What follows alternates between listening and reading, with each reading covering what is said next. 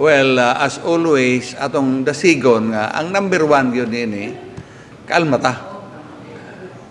At all instances, under all circumstances, mataranta magita. Mahadlok ta.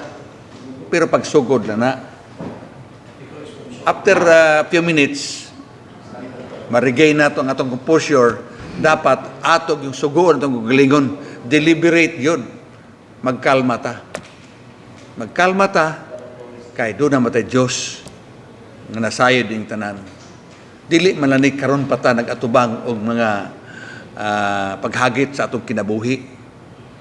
Kung nasayod kita nga sa panahon nga kita makahunahuna na, magkalma na, kay panutang sa itong buhaton, mag-abot tas Diyos kanunay, walay hunong, para matabangan ta makalma. Og kalma na ta, makahunahuna ta, nga doon na day safe places kantuan. Dapat sa atong balay o sa atong lagwerta, sa atong compound, doon ay area diha nga safe kita ang atong pamilya. Unsa man lugar ang safe ta? Kanang wala daghang tag-as ng buildings, di ba?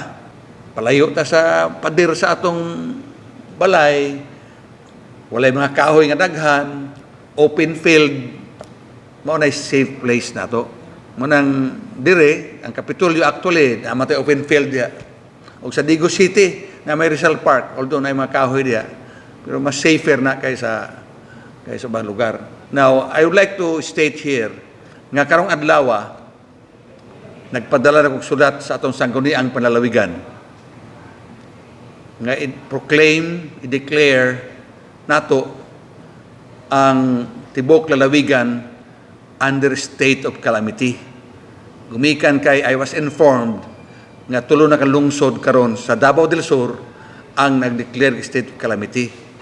Kay ubos ko sa atong local government code o sa balaod on disasters, mahimo lamang ang usa ka probinsya mag-declare o under state of calamity kung at least 2 city and or municipalities mag-declare ng state of calamity. Karon kay tulo naman mag-declare ta karong adlaw gyud, which means gatong magamit na ang calamity fund para maka-respond kita affirmatively, positively sa pagkinahanglan sa mga tao. Number one, o mga food packs na anamang ginadaana, nas lungsod na, naapod sa probinsya. Other assistance like pag-repair sa mga balay, kung kinahanglan na, atong panikamutan na, kutob sa atong mahimo, nga makatabang ta ni ana. Mangita tayong mga tao nga makalecture unsaon pag-relieve,